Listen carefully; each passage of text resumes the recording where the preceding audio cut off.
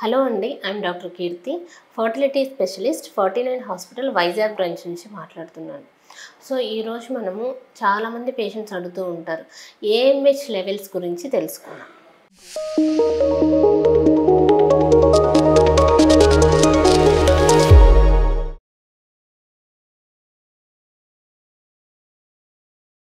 So యూజువల్గా ఆడవాళ్ళల్లో egg reserve అనేది మనకి ఏజ్ పెరిగే కొద్దీ తగ్గుతూ ఉంటుంది.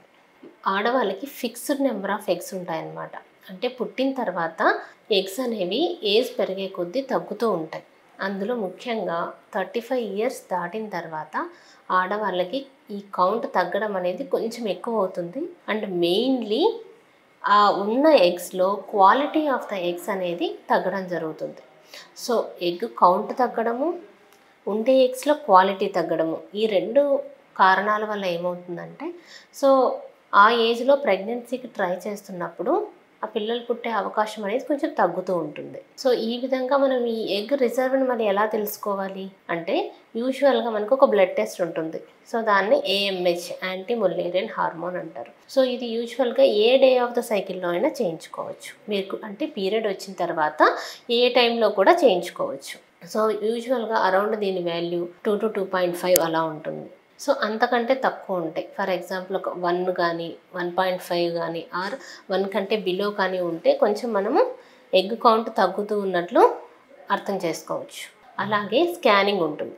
యూజువల్గా డేట్ వచ్చిన సెకండ్ డే మనము ఓవరీస్ని చూసినట్లయితే అందులో మనం డైరెక్ట్గా ఎగ్ కౌంట్ అనేది మనం డైరెక్ట్గా చూడొచ్చు.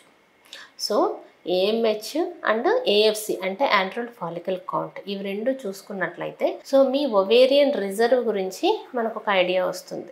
సో ఫర్ ఎగ్జాంపుల్ ఇప్పుడు మీకు ఒక 37-38 ఇయర్స్, ఏఎంహెచ్ లెవెల్స్ అరౌండ్ 1 అలా ఉన్నాయి. Antral follicle count so in right ovary ఒక 2 ఎగ్స్, లెఫ్ట్లో ఒక 2-3 ఎగ్స్ ఉన్నప్పుడు సో మనం అప్పుడు ఏం చేయాలి?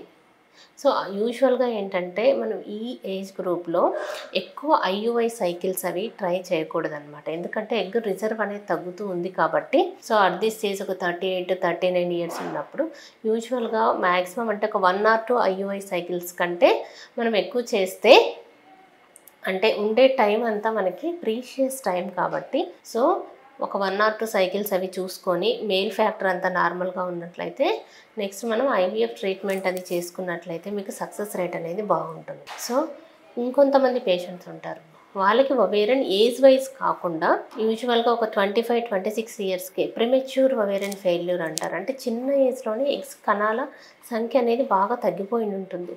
సో ఇటువంటి పేషెంట్స్కి మనం ఏం చేస్తామంటే, అంటే ఆల్మోస్ట్ ఎగ్ కౌంట్ ఏమీ ఉండదు కొంతమంది పేషెంట్స్కి. సో అటువంటి పేషెంట్స్కి డోనార్ ఎగ్స్ అనేవి ఉంటాయి.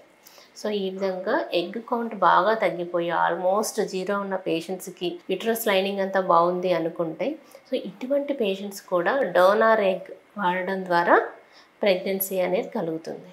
Thank you so much.